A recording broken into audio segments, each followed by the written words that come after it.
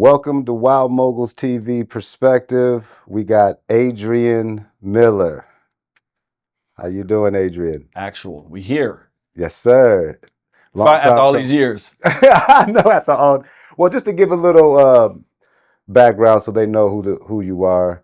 This is music industry veteran, legend, manager, A&R, music connoisseur, just all around cool dude. Yeah. Managed and helped start the careers of people like Anderson Paak, Rida, London. This the list goes. I mean, the list is really long. So, but we're going to get into There's a this. couple of names. Yeah, it's a few names. Warner Brothers record label, PMP Records. I could say now Delicious Vinyl Island. You can say it. Yep. So Say it. Delicious Vinyl Island. There you go. and the list goes on. So here he is, Adrian Miller. Welcome. My man. See, I can give you the real, whereas others I don't necessarily give them all. Yeah. I appreciate What's up, you. Kenta? How you feeling? Feeling good, man. Doing a little research on you, man. I was blown away that you're from St. Louis. Yes, sir. So yeah, tell us about state. Yeah, tell us the early life of Adrian Miller and how you got into music. Hey man, it was in a perspective of everywhere around me. Music is heard and played from every person in my family to all my people around me, and I grew up listening to the classic, Motown songs and artists that just blasted on the radio in St. Louis. My dad had a record store for a brief time off Kings Highway and Natural Bridge. And, my uncle came back from Vietnam and always had man, you better not touch my component set. I'm like, as soon as he leave, I'm on it. I'm on your component set. I'm playing your records. I'm listening to this music that you love so much, and I'm in it. And my aunt showed me how to dance a little bit. She's just like, you just got to keep the rhythm and do what you feel. So I'm, St. Louis, man. What part of Natural Bridge? Natural Bridge, that's hood. Oh yeah, it was very hood, dude. I'm quiet as kept. I never really say it, but I'm originally a baby of Pruitt-Igoe projects. Pruitt-Igoe projects. Yeah. So, but I grew up in Ferguson, Florissant, and Ferguson, same Ferguson. Yeah. So I like to think of it as if you don't know what you up against, then you're not really up against anything that you don't know. And I don't think people. I've actually lived in St. Louis for 2 years. I was doing real estate, so it's a very interesting state. Coming from Los Angeles, and going to Calabasas High School, and coming from Valley and living in Malibu, I'm kind of, I want to say naive, but I've had a different upbringing, right? Yeah. I can say I've had an open-minded upbringing.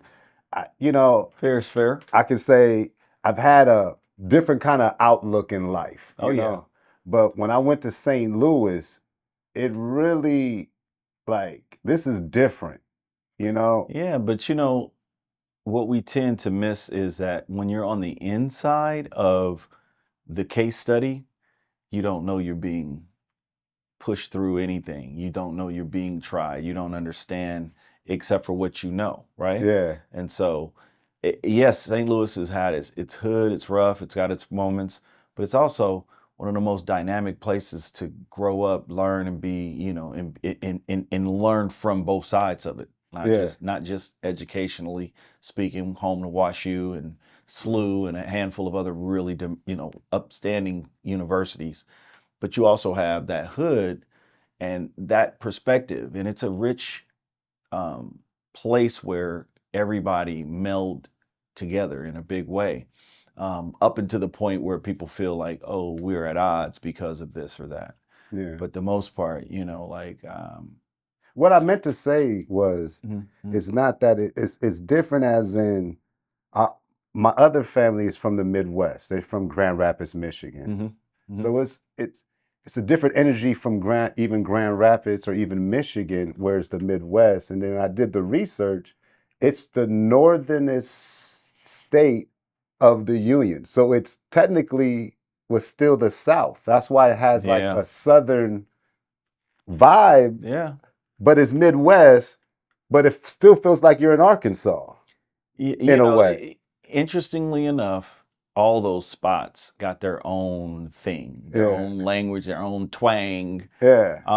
And if you were to take the mapping from St. Louis and pick it up, you could drop it right down in Europe in St. Louis. Okay. So there's a St. Louis in France that's on wow. the border of Germany, France, and Luxembourg. Okay. I got lost there once, so I found out about it. And interestingly enough, the streets from Natural Bridge to Lindbergh, that's why they are the way they are in St. Louis, because it's mapped out the same sort of way. Oh, so there's a natural bridge. There's not a natural bridge, but there's a Lindbergh. Okay, there's a Lindbergh. From Charles Lindbergh, etc., so on and Okay. so forth. And there are some of the cities, streets named in St. Louis are after affluent people like Pruitt-Igoe, Mhm. along with Lindbergh, along with King's Highway, but because there's no King's Highway in France, interestingly enough. But there's a lot of mapping, like I said, downtown St. Louis, the older parts map the same in Europe. Wow. A lot of people don't know that. I didn't know it. I had to guess it. And I'm glad I knew it when I figured it out, because it was like, oh, I know where I'm going now. Now, did you grow up with anybody in the industry? Some of these famous, like Nelly or Cedric?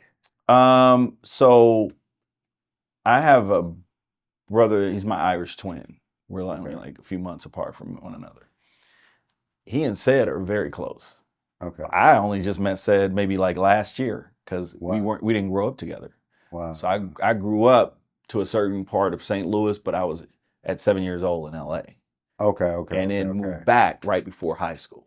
Okay. Okay. So I've been back down. and forth. Yeah, I went with moms. He went with moms and pops on that side. So it was just like boom, boom. Okay. Well, I was kind of right then, because Yeah. I've always felt you was LA. Like I felt like you always grew up in LA. Yeah, so, man. So you did. I did, but it's like I know my way around both sides. So I had the best Yeah. of both worlds. Okay. Yeah. And then now your father owned a record store. Yeah, for a minute. Okay. Yeah. Now, how was explain that experience? How was that? It The was record just like- store was major back Yeah. pre-digital days, like. And it was no industry association to it, other than the fact that the local talented folk that were doing their thing, they would come by, I guess, and do autographs or whatever. But it was really just out of love for the music and wanting to be a part of the whole thing. They saw how the explosion was happening, and they created a storefront, that just had the music being sold out of there, was local. Anybody could, the latest things were coming out on vinyl. It was plenty of vinyl, so that's all it was. In fact, 8 tracks and vinyl. Okay. And yeah, man, I would get a chance to, hear the music in the moment. So I'm listening to stuff that you don't hear on the radio necessarily, because he was real big on playing like the non-singles. Okay. So if the record company was pushing something from Otis Redding, he was pushing this other side. Okay. And if they were pushing the OJs, he was pushing, the deep tracks on the OJ's album. So he would make sure that you listen through it. Okay. That kind of taught me, like, I learned how to read credits dealing with my uncle and my cousins who DJ'd and played music. But I learned about who the artists were and why they were important to said situations with Pops's record store. And then were you also knowledgeable of producer names and writer names? Nah, I don't think I really got it like that. I would see who was in the studio. I would see, oh, this person played this on that. But I didn't follow producers. Like I wasn't up on the Philly sound or anything like that. Holland Dozier Holland, I met later in life. Okay. So I went to school with their kids. Oh yeah, that's with the Dozier kids or the Holland. Dozier and Holland. Yeah. Oh yeah. Actually, went to school with the Holland, hung out with Bo Dozier, and oh yeah, that was my boy. He just passed away, matter of fact. Yeah, man. God bless him. I heard about that. Yeah. Yeah. So now, I also read you were a breakdancer. St. Louis City's St. finest. breaker, man. You all the way hip hop with all the elements. All of it, nonstop. Yeah, man. We used to really be taking a task. It's funny because I have a friend who has a thing called Brick House Dance Studio in New York City. It's very famous. Okay. His name's Kelly Peters. Okay. And Kelly, at like, his young age, same as me, they were sponsored by the St. Louis Steamers. And so Okay. their whole crew had fresh fits and whatnot, and they were always in the right moments. And we'd hear about, oh, they're going to be the Steamers soccer team is going to be having the St. Louis Steamer Breakers. We got to go show up and pose. So we would always rush over to wherever they were and be there last. And Kelly would be looking at me like, you made it too late, because we already did our thing and we wanted to battle them so bad. But even in a battle with these three guys, Yeah. Sean, Kelly, and Daryl, you didn't want none, because when they killed it, they killed it. They were rehearsing right. They had their fits together. Their presentation was cool. And, not to toot my own horn, I was probably the best member of the group, but I was also the guy who spearheaded our group. And I knew that St. Louis needed a citywide break crew, but we weren't citywide enough to actually bring in the best ones. So we only went so far. But yeah, I was personally showing up serving fools. Oh wow. You were doing the windmills and all that? No. I was more of a popper. Okay. But I had, my guys, I was just like, yo, if y'all can't even windmill, if y'all can't get y'all 1990s, y'all got to get out of my face. I was really very serious about the business of us. Yeah. And, I managed an artist named Keon Harold from St. Louis. We went to the same high school. Okay.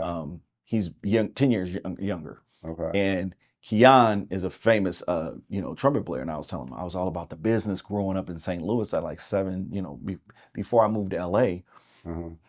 I would go get coffee and a paper and, talk business with people at the donut shop, and thought I was running a game.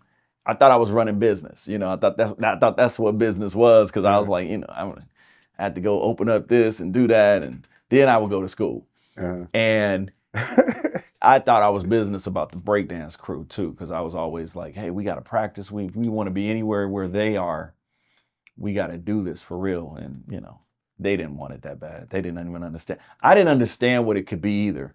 I just knew I wanted to be on TV, and I wanted to dance, and I wanted to be seen, and I wanted to try that new move that I didn't know about, or I wanted to make up a move that I didn't know about. But, whatever. You go hard. Yeah, I figured if you're going to go. Now, you was a musician and an artist too, right? I was signed as an artist. Musician is a stretch, because, I deal with really dope musicians. So to say I was ever a musician, it's a no for me. Okay. But I, percussions, and I'm into like horns and brass like that. But as an artist, more about the pen and writing and, So you was a rapper, or? Yeah, man. Was you solo or a group? I was in a group. Now, who were they signed to? We were signed to the Ill label, Ill Associated Labels, which was a company that Dan Charnas basically talked Rick Rubin into doing at American Records. So technically we were signed to Rick Rubin. Wow. Yeah, so American. And then how old were you? How old was that? Probably like 94, 95, 24, 25. 25. Now, was that your first gig, like, in the industry? Oh, no. That was like a joke. that was us thinking everybody else is getting record deals. Why can't we get one? And we did it. And I just made a promise to my cousin. I was just like, look, if we're going to do it and we take it seriously, we can buy homes off of this. And sure enough, that's what we did. So did you get into the music industry as an artist first, or did you get in as business? I avoided the business, and I loved the art. And I got in as somebody who was just proactive in the community. Like, I was one of the people who helped kick off the Good Life. And in that, I wasn't looking at that as me being in the recording business, because that had nothing to do with the business. I was in the neighborhood. We had an open mic. It was good for anybody who could come and grab a hold of it. And I was really tight with a couple of people, mainly my cousin Lamar Algie. Me and him used to just run. We was thick as thieves back then. But his best friend was a guy named Kwame La, who's a producer and DJ, and we would go to his house and listen to him play music and make beats up and stuff. And Kwame was like, "You should rap," because I would do spoken word stuff a lot, and he was just like, "You should rap. Like all that's cool and everything, but you should actually rap. You got the tone for it. You got the mentality for it." And I was like, "Yeah, you think?" And he's just like, "Dude, you should rap, sing, do all that right now." And I was like, I always give him the credit as giving me like a battery pack in my back, like go. Yeah. And same time, like over at his spot, it was right by Baldwin Hills, Crenshaw Baldwin Hills Center, where Earls would be doing his like wieners and stuff like that. So we be in the studio all day, get hungry, go down there and meet up with Earl. And so DeFari would be at the studio with Kwame and them, and a bunch of others. And he would be like, "Yo, hey, get in the booth, like let's get you on." And I'm curious, like, did I ever get anything? I'm curious about that, but. This ain't Kwame with the polka dots, is it? No. This is superstar Kwame La. Okay. Yeah, he's another, he's peace. Okay. But I did talk to Kwame with the polka dots recently. That's funny. Okay. That's funny. But no, and then we would go to like meet up with Cool D, who had the hot dog stand, and Mike and I would be over there rapping with him all the time.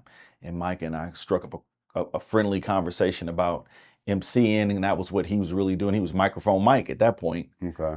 And I wasn't really posing as an MC. I was more like, I still kind of into it.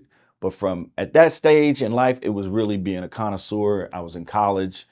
I was always on the radio listening and playing people's music. I was really like a staple in school about the music, about hip hop. And I remember constantly, one of my close friends from school, Reggie Davis, I'll never forget it. And we laugh about it now.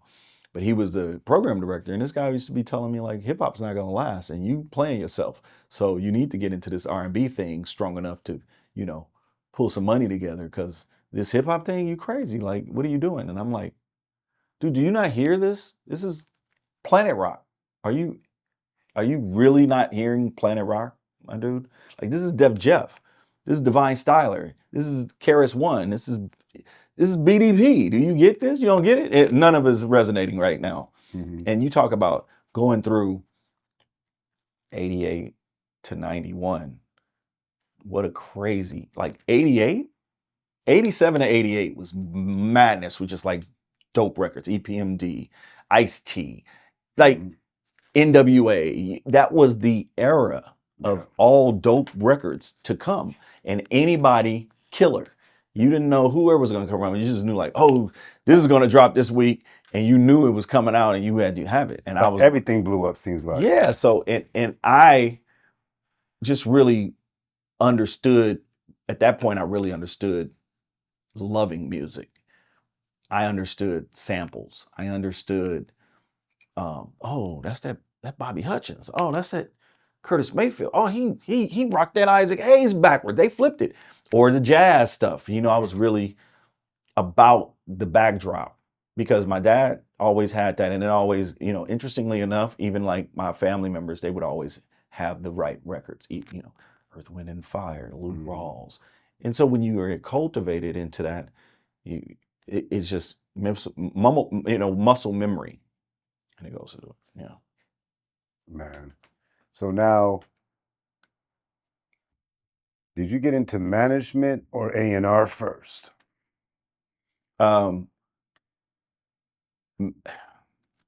Management first, yeah. In school, I was managing Daz and Emmanuel Dean. Daz Dillinger? Yeah. Yeah, he was one of my first clients. So and what year was this? This was 89, summer of 89, going into 1990. So you was managing Daz right before Chronic got released, or right when it got released? I was managing Daz before Snoop got a deal. Yeah, before Snoop got the deal. Yeah, because Daz wasn't the same Daz Dillinger. Okay. He wasn't that nigga Daz. He was a different Daz. Okay. And he was rhyming like, and I don't know if I want to tell this part of the story, but it's all good. He don't care. He'll crack up that I even said it. The group was called Genuine, and it was spelled like GENW, like YOW. It was crazy how they spelled it. So like Genuine was the name of the group? was the name of the group. And it was him and Emmanuel Dean. And you got to know that these two together, they couldn't do anything except for come up with dopeness. Those two together were crazy dope. And Emmanuel was producing all the tracks and Daz was the rapper. But he was rapping like closer to Heavy D and Father MC, stylistically. But he was dope. And them songs they made were real records. But Dad wasn't producing back then? No, he was really just an MC, and he kept telling me he was moving to LA because we were in Oklahoma. I went to school in Tulsa. Oh. Yeah, so he's from Tulsa. I was there. I met them there while I was on the radio working and doing my thing. Always tied into my cousin in LA. Like every break, I would come to LA and come back and have fresh sneakers and be back on. Were you connected to Black Tovin out there? No, I didn't know Tovin them back then. No, but it was one of those things that you know everybody from Tulsa after a while. Like, because in Tulsa, I was infamous for being like the guy who really just kept kicking hip hop everywhere I went. Everywhere I go, I would kick hip hop because I was a dude from LA. They expected to hear, hip hop from. I wasn't even the guy from St. Louis. I was the guy from LA in Tulsa. Dude, this is fascinating. So 89, 90 Daz. So you were managing that nigga Daz? Before, yeah. Before that nigga Daz. Yeah. So now I was his first manager. You was his first manager. He'll tell everybody that. But now, and even during when he did Chronic? Well, yes and no. But because like when they started into that, I didn't really want to be in the business like that. I wasn't tripping off of that. Okay. I was really on some like use hip hop as a vessel to create conversation in the room for what we should be doing as a people. Mm-hmm. Hip hop was a catalyst for my big thought process. Now, just so everybody can know, I mean, I know just to give a little history, you are great friends with Dr. Dre. I know that. But Daz executive produced The Chronic, right?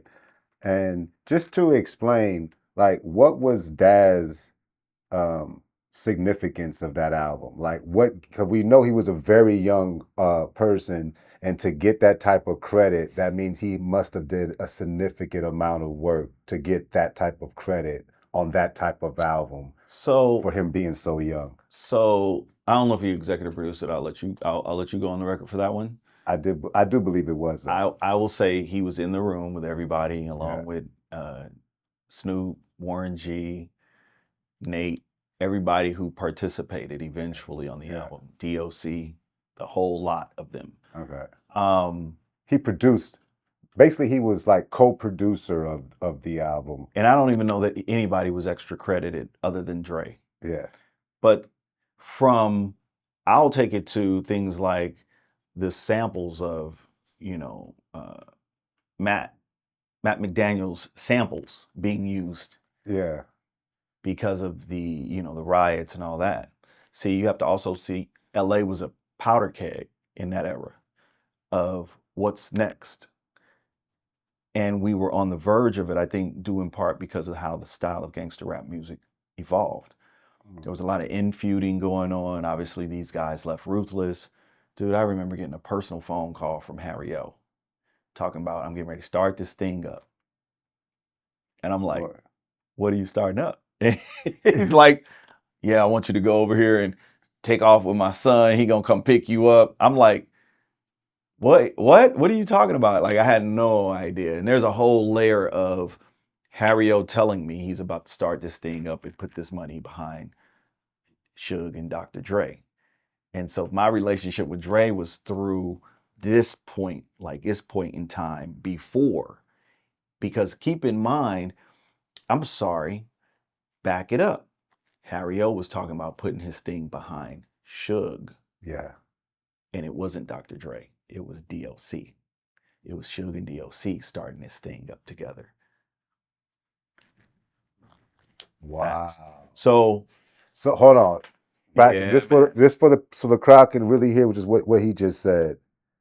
Deathrow was gonna be started with DOC and Suge. That was the original partnership. That was what And I don't know that they were called, I think it was Aftershock something. I don't know that it was called Death Row in that era. Yeah. There was definitely a company called Godfather Entertainment. Which That is was Harry O. yeah. And Harry O had Battle Cat. He had Dana Dane, because I got cool with Dana Dane in that era. And I'm still thinking Good Life and all that. I'm not tripping off of this. I'm tripping off of being a part of, you know, my current position was working at Warner Brothers. So I was trying to help where I could and get in where I fit in, but I wasn't managing Daz and them because I had a full-time job as an A&R guy. So it was a lot of like A&R where? at Warner Brothers. Okay. Wow. Yeah. So for me, I hop, skip, jumped. I was like, boop, boop, boop. And then next thing you know, I'm working for Benny. And you know, we didn't cover a bunch of stuff from PMP. Yeah, I wanted to get back to that. Loud. Yeah. No, we're definitely going back. So we kind of jumped ahead. Keep in mind, it went very fast, and that was the motion of everything. But you know, what my cousin and I intended to do were just to be a part of the culture in as much as humanly possible. When I was at the radio station in Tulsa, I helped him get on at Delicious Vinyl. I helped him get on with PMP, and then in turn helped him get on over at Delicious Vinyl. But he was here, and I was just like living through phone calls and keeping up with him.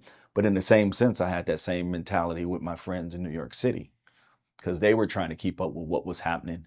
We were all communicating on a regular basis. And I mean, like, the phones were going crazy about the next release. Who was promoting this? How could you get to that artist? How did this show happen? Like, it was a lot of things. And then when I left school, Daz moved to LA. Wow. So I was in LA at this point working for my first job in LA. I will always say, because I rushed Paul at a party it was probably called Water to Bush. Yeah, it was a Water to Bush. It was from Party Down. It was a real get down party in LA where dancers were important.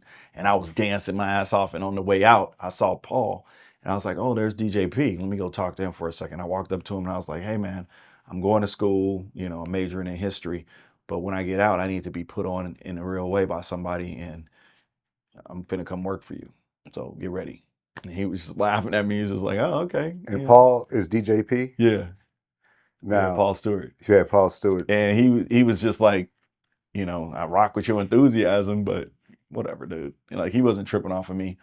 And how I did it was so cold because I got his card, I got his info, and then I put my cousin on him as an intern right off the top. So I was like, you got to go over here and you stand in for me as the intern.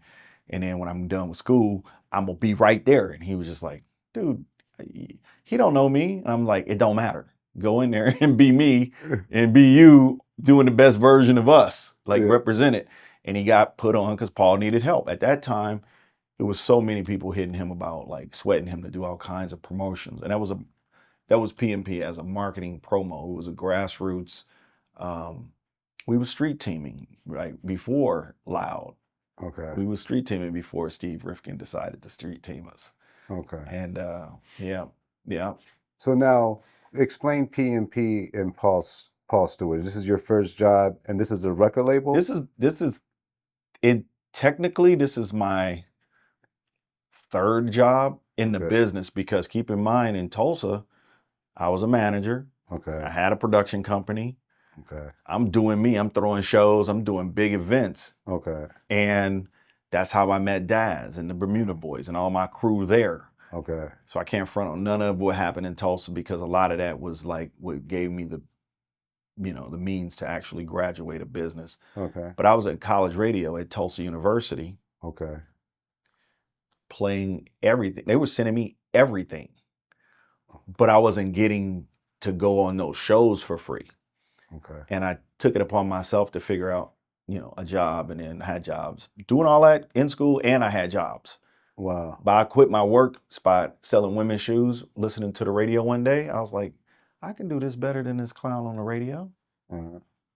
So I took off to the radio station, got over there and was like, look, I need to be on the radio. I told the guy who owned the station, he was a friend of the family's. He was just like, oh, Adrian, yeah, you can work here. I was like, I can? He was just like, oh, right away, straight away. You ready? I'm like, yeah, come on. And he gave me a broom and a dustpan. And he was just like, get to work right in the back. And I was dead. I was like, oh my goodness. How long did it And take you? Did you ever get on the radio? I did. How long did it take you? A long time. Like 6 months. That's still not long. It was 6 months of pain and suffering because I went in there on one day thinking it was going to be one way. Yeah. But I did sales. I learned a lot about radio. Like Yeah. he was now getting his what do you call it? He had to put the station together in programming wise because the station was being verified as a Billboard reporting station. And now the record companies were like, oh, we got a station in Tulsa. We can quickly get our records played at because he's a little hick. And so he get in there and he be hitting them record companies over the head like, oh yeah, I need a new microwave. I'm like, you got like 3 microwaves back here. What we need another microwave for? He's like, because I can take the microwave and sell it. And I was just like, why don't we just get them to sponsor an event? Like, why don't we do that? And he's just like, get out of my face. And I'm like, no. At this point, I'm the head of sales now. Okay. So I worked my way into the whole business and he had to listen to my ideas. And I was like, why don't we get EMI Records to pay for our show? And later bump a little microwave check. We can get a huge check out of them for this. And he was like, you think? I was just like, ask him. And one of the guys, God rest his soul, Mark Boyd, he was like a big brother to me. And it's amazing that the relationships I met then, I kept till now. Wow. Through from then to now. And I was with Daz 3 weeks ago. Mark passed, but I've since pretty much raised his daughters. I know his daughters and his widow. And Uncle Mike, Ali Shaheed Muhammad's real uncle, was working for Elektra Records, Sylvia Rhone in that world. And so Uncle Mike would, like, I had people who had to come see me because I was a programmer at the station at this point. Like I went from sales to programming. That was a whole nother thing. But yeah, I was on the air at this point and I was in programming and I was still pushing hip hop. But Mark would come in and go like, hey man, I want you to play this record. And I would say to Mark, I'm like, I'm still trying to get that EMI jacket. Remember the EMI jacket you promised me you was gonna give me? Mm-hmm. The big one with the, the jersey-fied one, the one that looks like I'm in college with it. Mm-hmm. I need that. And he was just like, well, I need you to play this Jazz-O record, Hawaiian Sophie, featuring his other artists. And I go, yeah. So from day one, I was having these guys populate my station, meeting them in Tulsa, in nowhere. And the biggest artist that we had come through was Hammer at the time. Hammer and Vanilla Ice, when they hit Oklahoma, I had free reign to connect with him. I became his right-hand guy. Like he was like, you are my guy in Tulsa. And I was like, all right, cool. And that was Hammer? And that was Hammer. And he was at the top of the food chain of hip hop at that point. And then, I think people got to understand back in those days, the radio DJ and program, that's the social media influencer. Yeah. I was popping and not even trying to be on that type of time. It was me having access to hip hop. Like nobody wanted to take it on. Yeah. And then all of a sudden out of nowhere, the R&B was getting played out and hip hop was getting played up. Yep. My boss didn't care about it. My general manager at the station, he hated hip hop. He was the one who told me it's gonna go away. Wow. But we stayed cool. Keep in mind, when I came back to LA, my cousin had the job. PMP helped me get here. Thank you, Malik. Thank you, Paul. They paid for me to come to LA. I was like, school's over. I'm done. When can I come to LA? Because I was, no matter what was happening there. So PMP, is it record label or a marketing company? Marketing company. So it was never a label. It was management and marketing. Okay. I didn't work there when it became him releasing records full blown. So and then he was management too? Yep. Who do they manage? So Paul managed Farside. Wow. Montel Jordan. Coolio. Wow. House of Pain. Oh wow. So Paul Stewart is a real legend. Dude, you need to get him to sit in here and talk his shit. White boy from Crenshaw, right? I mean, all that's true too. But that was prior to me. Okay. That was I didn't know him back in that era. I met him like right when he was coming back home from college and getting his thing going, and he had been home for a minute. He's our senior. Yeah.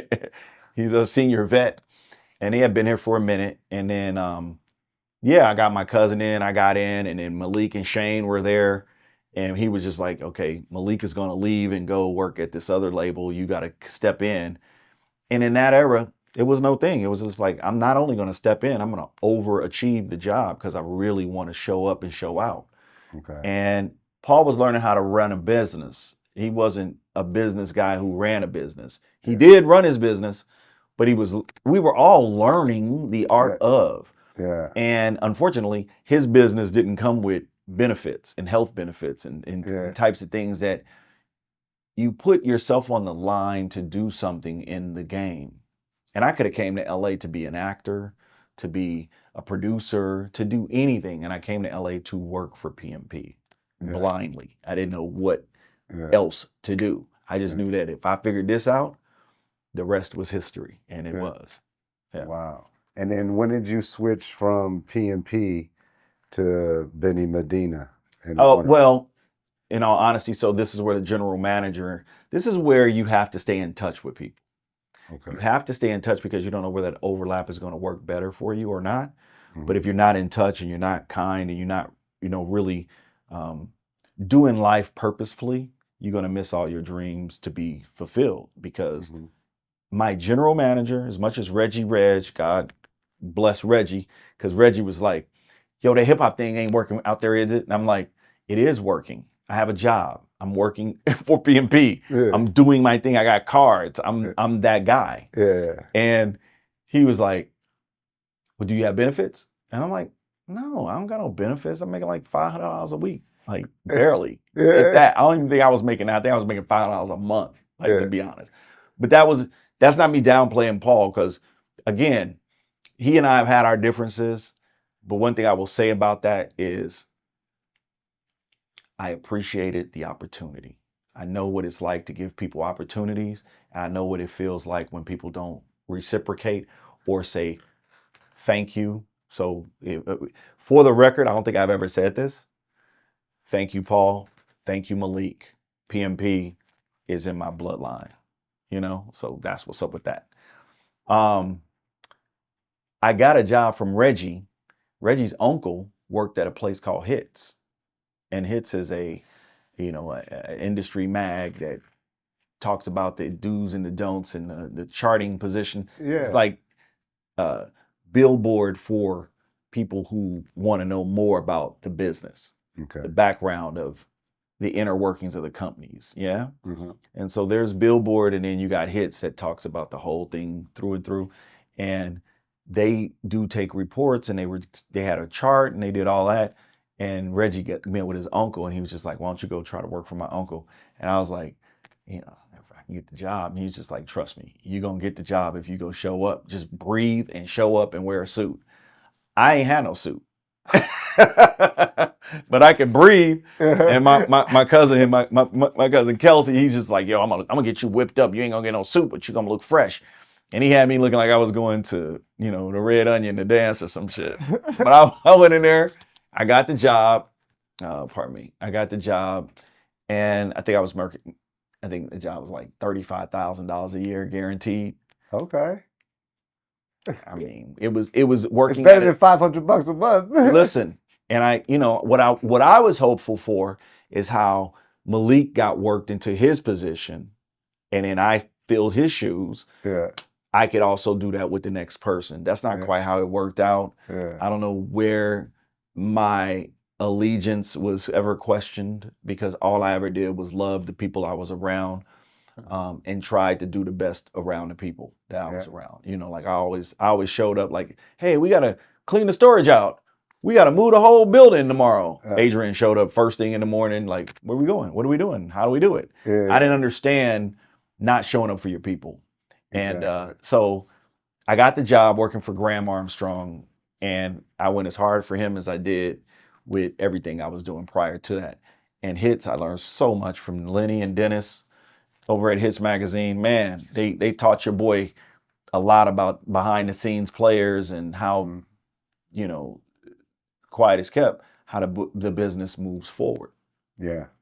And all I noticed was we didn't have a hip hop chart. And I kept raising my hand in the room like, hey, can we do this? The whole job I had was call radio, talk to the DJs, see what get their list and put their list together. So we were putting lists together for the R&B chart. Yeah. That's what Graham did. That's what we did for Graham. Okay. And I worked with Candace and I worked with a guy named Daryl Lindsay. And Daryl was like, you don't know how to do this. Let me show you how to do this. And I didn't know how to do it. So I was like, okay, how do we do a hip hop chart? Because ain't no way in the world we had Hits Magazine and they ain't got no hip hop chart. Yeah. Why ain't we got one? And Daryl was like, you know what? You're right. I think I can sell some ads.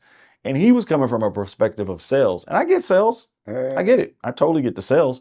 But I was like, integrity. And I wanted to know why everybody was talking about this Ed OG and the Bulldogs record. Yeah.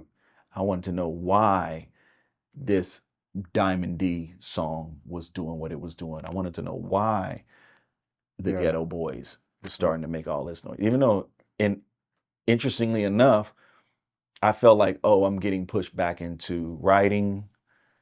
That history, means of college was coming right back. Like it snapped right back at that job for me. But it was a series of phone calls and repetitious of acknowledging who, what, when, where you could find people to get that list every week. That was the most important part of my job. Get the list. Nobody cared about the hip hop thing just yet. And it took us another 6 months to get a hip hop, I still had to do the R&B report stuff for hits, but then Graham talked to Lenny and Dennis and was like, we started a hip hop chart. And it wasn't a mix show chart, it was a hip hop radio chart. Wow. And we started that at Hits, and I was part of that whole thing. So I feel like my significance has started to be a little bit different because I'd done the management thing, saw Snoop and them coming of age. I didn't get too deep into that Deathrow stuff and what happened during that era with me there, but I wasn't working there because that wasn't yet. We're still in front of it. Wow. Now, there's so much here. Dude. But just because you said Deathrow real quick, I just wanted to touch on before I forget. You said that you was working with Harry O, and no, I said Harry O wanted me to work for him. Harry O wanted you to He work. called me from prison, Mm-hmm. and I was like, I thought you was locked up. And he's like, you are on a phone call with me. So listen, I need you to do this and this and this. I was like, amped that I got the call, but then I realized I can't go do something else. I'm contracted at Warner Brothers. I cannot do that for you. Oh. But I can, on my downtime, I can do whatever. So he's like, well, he gonna come pick you up in the morning and y'all gonna run around and do this. And his son was crazy.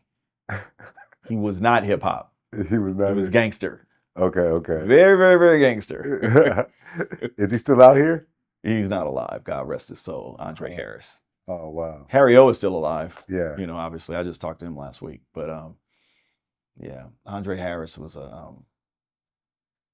he was a myth. Wow. One of those street legends.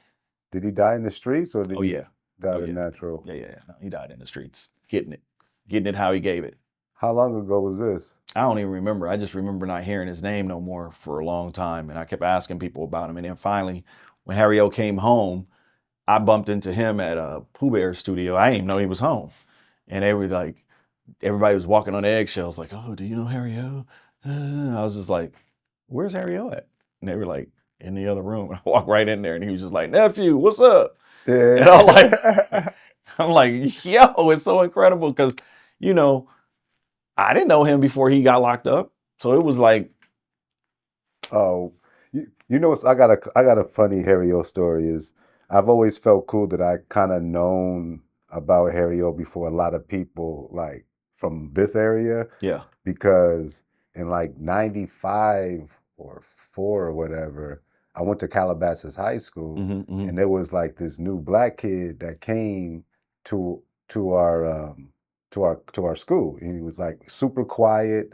He ended up being gay, but he was super quiet, and One day I was just talking my little shit, talking about Deathrow and Suge, and I was just the nigga in the Calabasas talking about shit, right? Right. And my dad had a house party, and Snoop Dogg came like to Okay. the house. You know what I'm Right. saying? So I'm like already, on 10, Right. So I'm talking my shit, and he must have overheard it, and he was like, "Yeah, my daddy started Deathrow, and he black as hell, like he dark as night." You know what I'm His saying? son, it's clearly Harry O's son. Yeah. But I'm thinking cause I don't know about Harry O. All I Right. know is Suge Knight owns Death Row. So I'm like, this dude cannot be Suge Knight's son. Like, he too dark. Like, you know what I'm saying? So I'm like, you ain't Suge Knight's son.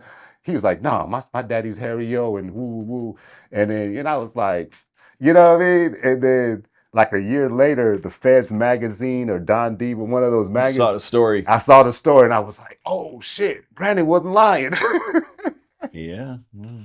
It's funny that, there's so many people who are choked up to not tell you what's up. And then there's so many people trying to tell you what's up and they're not telling you the truth. Yeah. They need to be choked out. No, it's real talk. And sorry, his son is not gay. That was I believe it was his stepson, but it's Yeah, correct it. On my interview, talk about it. Gotta correct that. But quick, nigga, quick. But no, so you worked with PMP, legendary Paul Stewart. I didn't know he had that. And I always thought he was Steve Rifkin for some reason. Nah, it's so funny because you know what a Marathon Burger is on Melrose? Yes. That street is called Gardner. Okay. PMP was the first house right there behind it. Wow. The first house. Now, directly across the street above the boxing rink was SRC, Stephen Rifkin Company. So in that building, you had Fade, full-time. Hold on, but was it Stephen Rifkin Company or Loud? It was SRC first. It was his company first. Then it became. Oh, I thought that was vice versa. I thought SRC came second. It was SRC first, Loud, and then SRC again. Oh. Okay. Then he brought back Loud recently. Okay. So he's one of those kind of creatures that continue to roll it into the next thing. But my story with that was, so Fade had been calling radio nationally, right? He was Steve's partner. Okay. He had been already hitting me as one of the guys that was raising me in Tulsa on the phones. Okay. Like, we want you to play this, that, blah, blah, blah, blah. And if I saw his number pop up, I would answer it and be on some like, what is the song? Hurry, give it to me. He's like, it's in the mail. It'll be there tomorrow. It's, the Cracker Jack Kid and Doodleberry. And you like, okay, got you, boom. And so Fade call, you just always jump over hoops to get to him and make sure that it worked. Got the chart popping at Hits Magazine. We don't need two of y'all. So I get the boot at the magazine. Damn. They told me they were discontinuing the chart and they no longer needed my services. Oh, I cried like a baby. I was like, wait, what? So I got to let go of the job. Didn't realize my value. Fade calls me and says, "Would you need a job?" I said, "Yeah." And he was playing it real cool. He said, "Why don't you come over here and work for us? Come talk to Steve." I said, well, "To do what?" He's just like, "Just come talk to Steve." So I said, "Okay." And so I went over to talk to Steve about working for him. Mm-hmm. And he was like, "Yo, I'm about to get a bigger office and this and that. I'm about to turn it, I'm about to get going and do this deal." And by this time, he had already signed Tongue Twister and he was creating the company. Okay. And keep in mind, everything was moving like this. It was moving really fast. So Steve said, "You still got all those addresses and phone numbers for everybody that you were reaching at radio, right?" And I was just like, "Yeah, yeah, of course." He's like, "Hired." Because he was still working records for everybody else. Yeah. And he needed somebody who could hustle the phones with Fade. Yeah. And I was like, I don't really want to do this part of the job anymore. I was really not feeling it because I had not been in the label side. Yeah. I was working from a a critic's perspective at this point. You know, I was critiquing the write-ups of the songs. I was seeing what producers did, what, where, which records were being played the most, and charting those records for positioning on our chart, which was selling the most, the whole nine, right?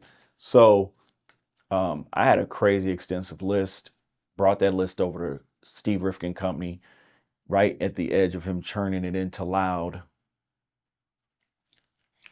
I was, you know, being voted for a bit by Big Bro. Like, he was a 1 foot in, 1 foot out, because for whatever their, you know, I'll say miscommunication dynamic.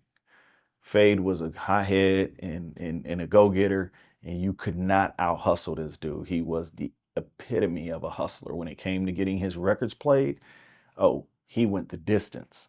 Okay. I've never seen anybody promote records like that. I don't care where they promoted records at. Wow. But he was a beast when he came to that side of the vision of the game. Yeah. And he did it for all our records. He went super hard in the paint for all the records that were coming out, that Loud eventually started to put out, from Madcap to Twista to Han Soul to the Licks. And that's where it really kicked off, when he signed the Alcoholics. And that was like, pow. So all of those signings was Steve Rifkin? Loud. These all Loud. That was the inception of Loud. Inception of Loud, and this is all brought by Fade. A lot of these artists were brought in by Fade. Yeah. I mean, he knew about groups like Madcap. Like, he kind of pushed that to me to, you A&R it. Yeah. Like, he was in charge of all that, because Steve wasn't really signing anything, but we had to do our jobs were work them phones and work records, not sign artists. Our jobs were find dope shit, but work them phones, work them records, because we was working other people's records simultaneously with him starting his own label. So he might be in competition with all the labels out there, but he's still working your records for you. And you wanted Steve to work your records because he was getting a reputation with the street teaming and all that. Yeah. We was doing that to the next tier. And then Fade left. Wow. And went to Interscope and started this company over there called Interscope. He helped start Interscope. Is he a owner, part owner? He was the guy doing rap promotions at Interscope first. People like to give that credit to other folks, but he was the first person to get hired as the head of rap music for Interscope. I knew there was a magician that made Gerardo's Rico Suave a hit. And he did it while he was working for SRC. Keep in mind, it was coming of age. There was a Jam Master Jay record, Gerardo record. There was a bunch of goofy records that came out before they actually had some success. He worked, his first real record, I think, and don't quote me on this, was Tupac, because Pac was signed before he was on Death Row. Yeah. And that was who he was working. Well, I heard Rico Suave was actually Interscope's first record. Yeah. That was like their first artist. First rapper, first artist. Yeah. You know, and that set it off for Interscope. He was one of the first Latin rappers. Yeah. Now, was the marketing of that, because I'm trying to remember, was it because it was hot that it broke, or was it kind of like almost, it was always like a slight comedy, like it was like, this is ridiculous, and it blew up, like, wasn't it? I'm going to say it probably blew up because of the reach, where it went to, how many people heard it. It was catchy. And he was good looking. He was a good looking guy. He had the ladies on deck. Yeah. So his formula for success was first come, first served. You know, he had everybody before anybody. Yeah, that's real talk. That's real talk. That's how I could say he won. I don't know, like Jimmy might have a different inception, or Tom Wally or somebody might say. But you said something's kind of controversial. I have to do the connection. And you said it earlier. This is crazy.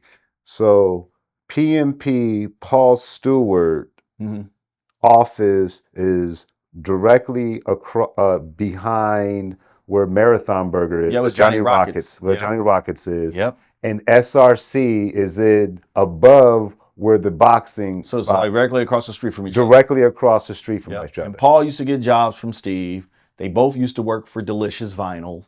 Okay. They both used to work for Delicious. They both worked for Mike Ross. Like, Mike really kept the lights on in both places. Wow. Now when you say work for them, were they Marketing. both employees or they're both like independent marketing? Steve worked radio for Mike Ross. Okay. And Paul actually worked at Delicious for At a period of time. Delicious. Yep. Okay. So wow, this is amazing. But Amazing era. amazing era. And it's Yeah. like legendary shit. So now, but Steve Rifkin is accredited for what we see as street team marketing, He definitely guerrilla marketing or whatever. He's Steve- accredited as the inventor of that. And I don't ever want to discredit anybody because that's not my job here. My job is just to inform. Steve was not doing street promotions. Steve was creating the business that became the street promotions industry. Yeah. He was in front of it. He had all the power players voting for him to do it because his business did it. We are the street team that worked for Loud, that worked for SRC. Fade was the guy really behind it, pushing all the buttons, making sure that shit happened. But he would also say, you got great relationships too. So I hired people in Chicago like Jello first. Okay. I would be the person also working it to death. And I had a guy named Trevor working under me. I had a couple of other people working under me. And I would listen to those guys because without Trevor, I wouldn't have heard Wu-Tang Clan. Yeah. Trevor was the one who heard about it and was like, yo, we got to get this thing. Wild Man Steve keeps telling me about this artist. And that was his account on the Eastern Seaboard. Trevor was talking to all these different DJs. And I'm like, what is Wild Man Steve talking about? Steve, what are you talking about? And he's like, yo, you got to listen to this. And he's sending us the vinyl. And I was like, oh, shit. This is crazy. Now Wild Man Steve is Steve Rifkin? No. It's another Steve. Yeah. Now, in the show, the Wu-Tang show, which is an extraordinary show. I love the show. Yep. It shows Steve Rifkin, like them seeing him at some event in New York, but the new music seminar. New music seminar. And I don't know if that was the case or not the case. I know that when we went to New York for the new music seminar, we had a bunch of meetings, a bunch of running around. I was actually with Steve for that time, but he knew about the group prior to that. Yeah, because we told him about the group. Okay. Yeah. But Loud and Steve Rifkin Company has been a West Coast company the whole time. Correct. So it was never a New York company. No, they eventually moved offices to New York. But it was always headquartered in its beginning stages. He's from New York. But the beginning stages of the company were West Coast. Steve came to LA to manage New Edition. Fucking rabbit hole. I mean, his dad put out one of the first hip hop songs on vinyl back in the day. So he comes from, that world. Julie Rifkin is a legend in the entertainment industry. He's on some other shit, very much related. And his father gave him the juice card. So when he was out here managing New Edition for a period of time, he got to the point where he was then put off to do work records for Delicious Vinyl. Work records for. And then, so the crazy shit was Paul Stewart had his own company. His college roommate was Fabian Duvernay, Fade. And so it was a remarkable amount of things. Paul Stewart's roommate in college. Before they came to this marketing point was Fade, who was running SRC and Loud. Who eventually went over to Interscope, who eventually went to Island. He started his own label, signed Sugar Free. So now, did that have any type of core connection to Paul or Steve having that office in those places, or was that coincidence? I think it was just Paul had a great spot. Him and Skate Master Tate had that place together, and Steve had his offices here. I don't think it had one thing to do with the other. But you go right across the street, and literally, Everlast would be like, I'm not rocking with you no more. I'm going to go over here and rock with them. And go across the street and get managed by Steve Rifkin. It was just funny how it all worked out. Oh my God.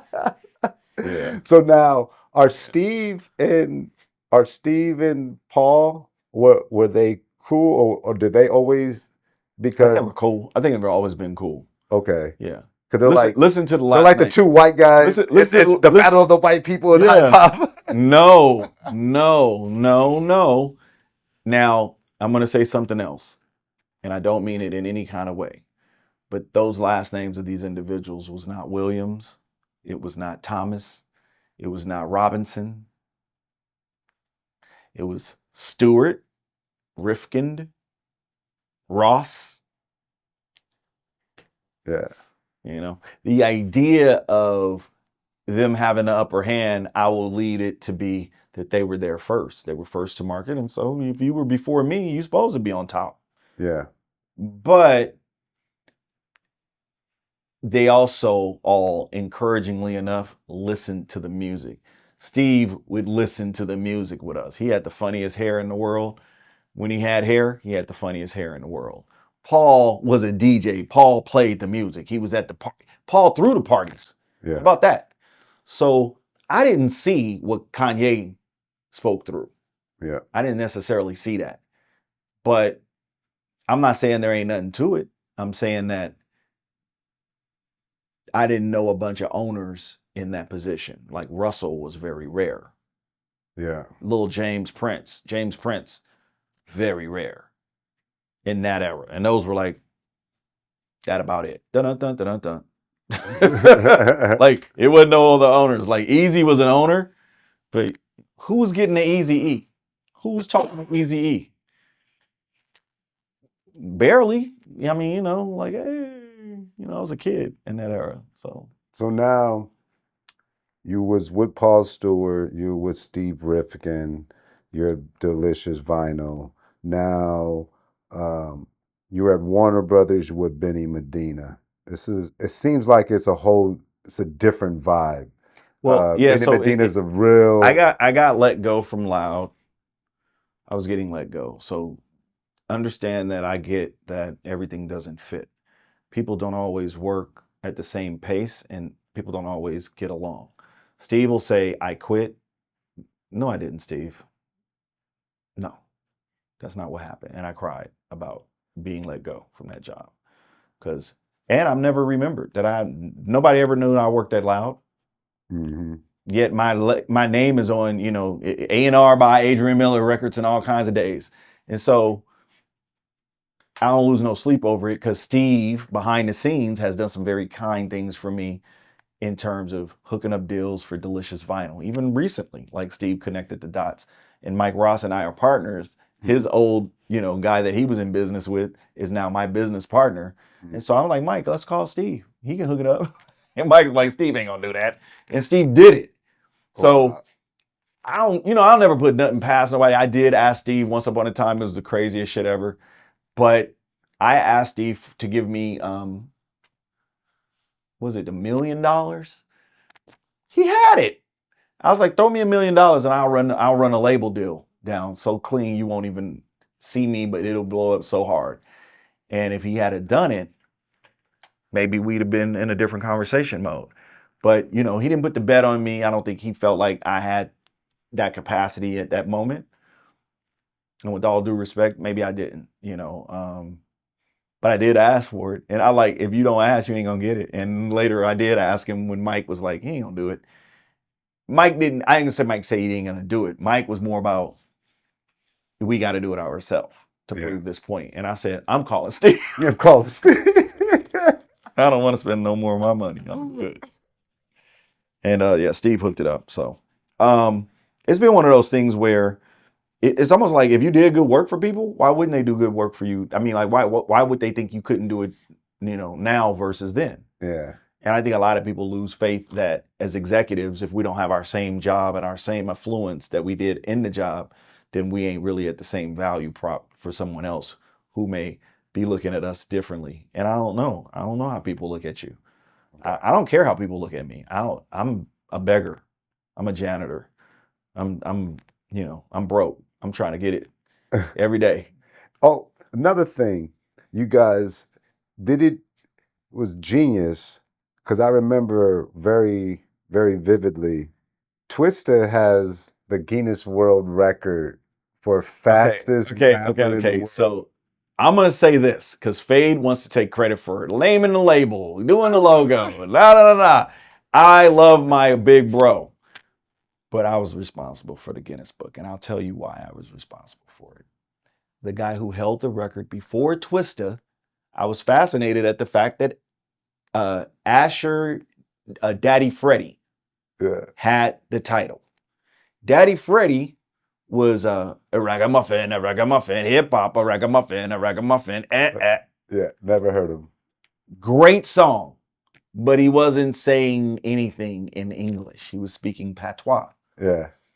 And he wasn't articulate. Yeah. And so my argument was Twista says stuff in real, he's doing it for real. Yeah. He's really using words. That was my biggest argument. Yeah. And that was my argument that got us the Guinness Book to show up to get him. And so, yeah.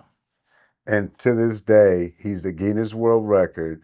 I don't know if he still has a world record, but I know he does have a world record. He did, and I know in 92 or 93, whatever that was, because I remember that was a big Speed Not Mobsters. Yeah. Yeah, they were dope. He was dope back then, and to see him grow and become even doper, wow. Just so people know, this was a marketing plan.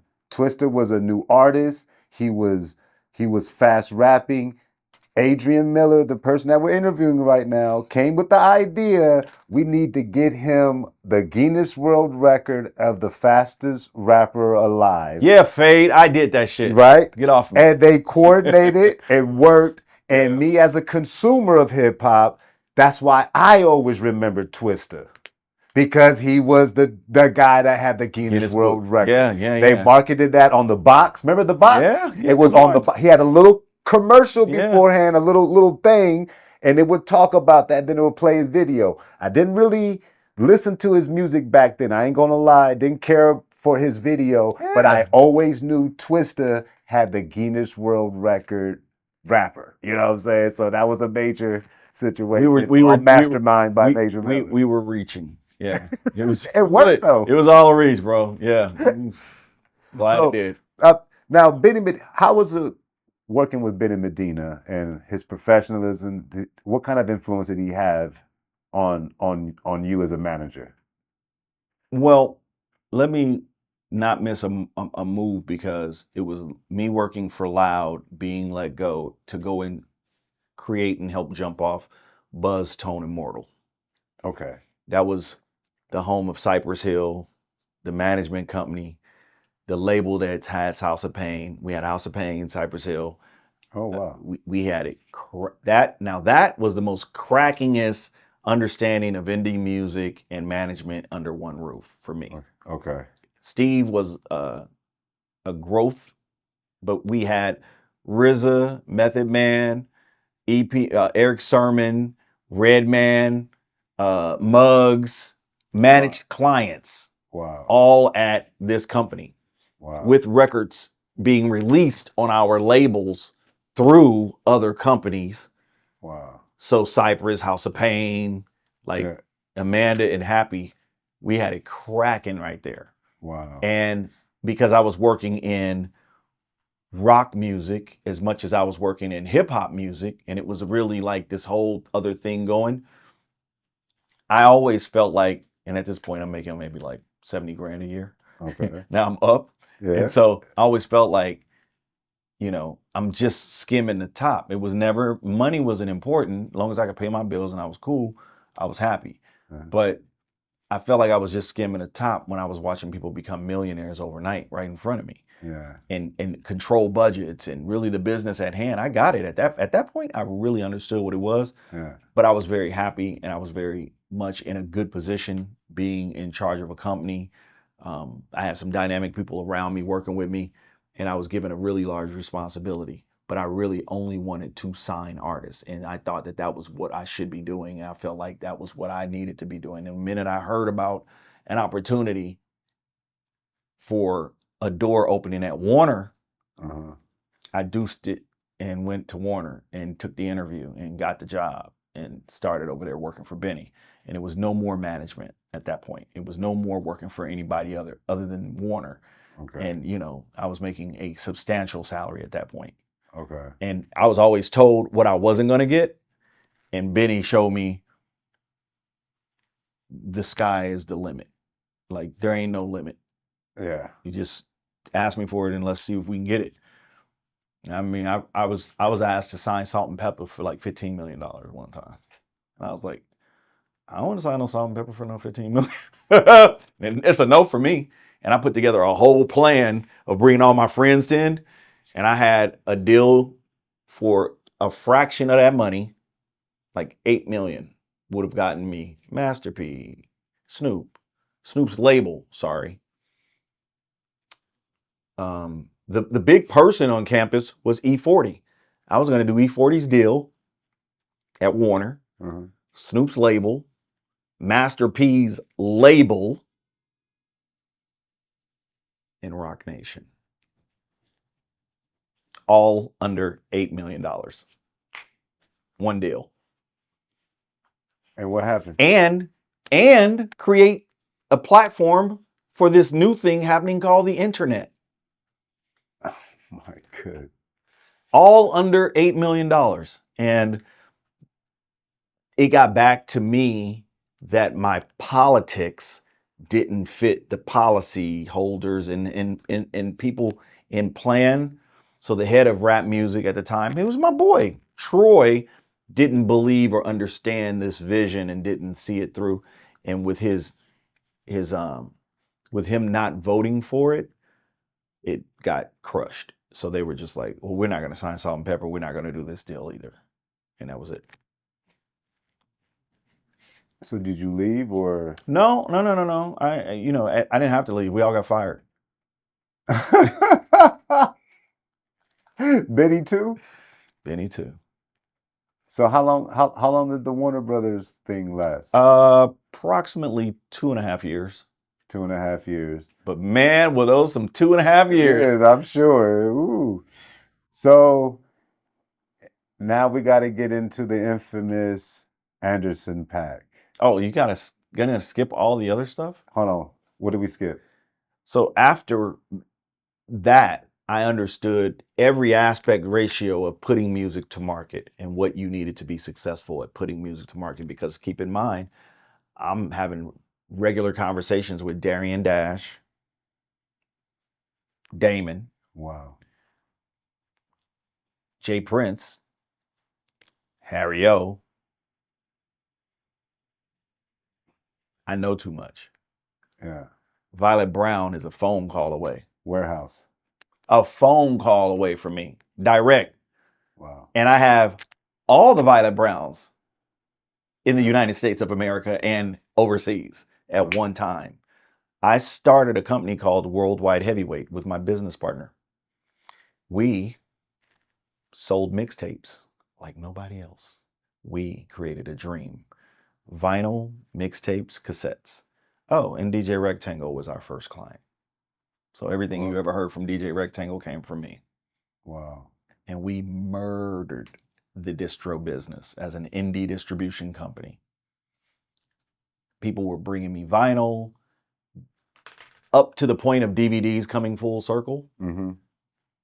And the only reason we imploded as a business was because my partner deemed it necessary to do more at the point it was illegal to do marijuana sales. And he's all about that. And I'm like, I can't do that because I'm too busy trying to do this. But we were both very illegal selling mixtapes. Bootleg mixtapes. But they were dope. They were real productions. Yeah. They were true, thorough productions. And I had all the DJs still. Okay. So if you were Ron G, G-Bo the Pro, I had him. I had Felly Feld, Baker Boys, Mix. Oh, wow. I had everybody. You had all the radio DJs. I had a lot of the radio DJs, and I had a lot of people who weren't on the radio, like Sir Jinx. Oh, wow. So I was cultivating so many mixtapes. We had, That's 30. Ice Cube's cousin, right? Yeah. And I had like 35 mixtapes that you could buy from new releases every, 8 weeks. We were coming with new joints. And that business model created me into going into DVDs. So that was like, I got QD3's attention right there. Like, yo, why don't we sell my DVDs? I'm gonna come with these DVDs, beef. Mm-hmm. I'm gonna do this, and I was like, I can sell anything. At that point we could sell toys. We were selling South Park toys. We were selling all kinds of crazy shit. Were you a part of the Beef marketing? Beef was a dope series. Yeah, but I also took that and went into what became Hip Hop Honeys. Oh. So I was a part of the Hip Hop Honeys thing, tighter than I was with the Beef thing. Mm-hmm. I helped him secure a bunch of footage for like Biggie and stuff through my relationships. Mm-hmm. But the main thing was, and the main thing in that era, keep in mind, we were doing the biggest party in LA. We had the distribution company set up. I was managing the Baker Boys, working with DJ Rectangle and managing him, selling all their stuff. And then this kid comes along out of nowhere named Eminem. And he's always at our spot because we're on Vine and Hollywood Boulevard. He's always there chilling with the girls and hanging out. Had about 5 or 6 girls. Jim was one of them, became his best friend. And that was always like his little hang spot. He was in LA trying to get on. We were putting him on stuff like Rectangle Mixtape, Baker Boys Mixtape, you know. Mm-hmm. And then he was just like, I'm going to enter that contest. And he got into that rap sheet contest, which got him all the attention. Wow. He won the contest. They had been ignoring his demo. All of a sudden, Dre wanted to hear his demo, and that story comes full circle. Boom. And he's out here. Kaiser Soze. Kaiser Soze. So yeah, we saw a lot in that era as an indie distributor. And I felt like I was Empire. I was definitely Empire in Hollywood. And nobody who ever came to our office would say anything different because Crooked Eye's first piece of vinyl ever sold, I did it. Wow. You know, so we could get deals. We weren't even mad at the deals. It was just my partner and I were just on 2 different pages. Okay. And we were told one day out of the blue, I was told, you better get everything in there that's illegal of a mixtape out of there. And I got a heads up from a friend. And I told my partner, I was like, look, I think we got to get everything out of here and put it somewhere else. And he was just like, nah, anybody's going to do nothing. I was like, look, I'm going to get out everything in here. That's not, you know, something I'm trying to sell. And I'm going to actually take 2 steps back because I don't ever want to have to go to prison over something like this. And I mean, 2 weeks later to the date of me saying that, couple of weeks later, Don Cannon and them got arrested. Drama and Don Cannon got arrested for the same shit. Wow. And we were doing 5. If they were doing 100,000 units, we were doing 5 times their units. Did they get any time for that? I don't remember, but I know they got in some trouble and they had fines. So I don't. Damn. And I ain't never talked about this on camera. Wow. Wow. So, you thugging. Sophisticated thugging. Thugging, yeah. You know? Record thugging. Yeah. Man. So yeah, that was the after Warner. And that showed me my self-sufficiency and my capacity to be independent and understanding IP. And still, with all of what I get, the bottom line is I'll say it's my relationships. Mm-hmm. I don't try to destroy my relationships. I try to keep them wide open. I try to do my best at helping and being helpful. Mm-hmm. I don't mind asking somebody. If you ask me to help you one day, I don't mind coming back to ask you to reciprocate that. But I don't hold it over you. I'm not going to be like, oh, remember I helped? No. If you forgot, I remember. You're a part of you're a part of hip hop history in a lot of unique areas. I did another thing of research and saw you put together the Million Man March soundtrack, and you got the only record that Tupac and Biggie recorded together. What song is it? I don't think I've heard it. I think I might have heard it. I just don't remember. Well, a lot of people have heard the mashup song. Yeah. But I'm going to say what you just described is exactly what I want people to do the research on themselves and go check out that Million Man March album. Million Man March album. And there's so many other dope songs on there. What's the name of the Tupac and Biggie song? I'm not saying. Ain't gonna say. Ain't gonna say. All right. So now you leave Warner. You just did Worldwide Heavyweight. Worldwide Heavyweights. Then you back up because people start going to jail. And no, I backed up because it was about taking the DVD business to the next layer. Okay. And where can we go with this? Because I saw technology starting up, and I was like, I'm going to be a part of that. And I jumped full-fledged into working with Ventura Distribution, and I got it. And we created some projects. I created a project called Los Angeles. Jeff Flanagan? I know Jeff, but no, I didn't work with Jeff. That wasn't, yeah. Because he had the Platinum Comedy Series, I think. Yeah. He was starting that up. Yeah. And but this wasn't through Jeff. I had this guy Barry, who was over there. Okay. And on a personal tip, I had a real personal tragedy happen in my life, and it just kind of like really crushed my whole being. And that was when I like disappeared for a bunch of years, and I just got a house out in Woodland Hills and just stayed out the way and just kind of meditated on life, because it was really like, I think we all get an opportunity. I know we all go through something in life that it just shakes our being, and we can either grow from it or not. And I didn't know how to grow. To this day, I couldn't tell you I know how to grow from what happened in my life. But moving through that tragic time, I had a chance to really to grow and be a better version of myself. And in those moments, you have to seek God. You have to seek Most High. You have to seek, some sort of understanding of your inner. And I'd always been really spiritually based.